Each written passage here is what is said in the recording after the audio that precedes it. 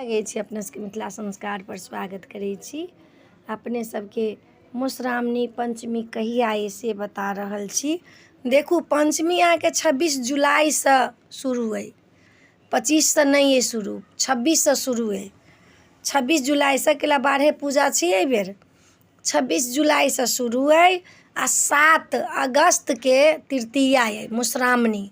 7 अगस्त के तृतीया अइ आ 26 जुलाई से 26 तारीख जुलाई में से अहाँ के पंचमी शुरू अइ। जे मधुश्रावणी पंचमी करथिन हुनकर सबके जे नॉर्मलो पंचमी होइ छी अपना सब में पंचमी से अहाँ के 26 जुलाई के शुरू अइ आ लास्ट जे हैत अहाँ के से 7 अगस्त के खत्म अइ।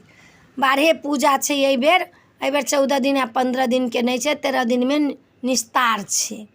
तऽ ताहि दुआरे अपने सबके बता देलहुँ हँ जे मधुश्रावणी अइ पंचमी जे अइ से कहिया अइ से कहि देलहुँ हँ। आइ वीडियो में आइए नीक लागत चैनल सब्सक्राइब करब, लाइक करब, कहऽ के नहीं बिसरब। जय मिथिला, जय माता दी।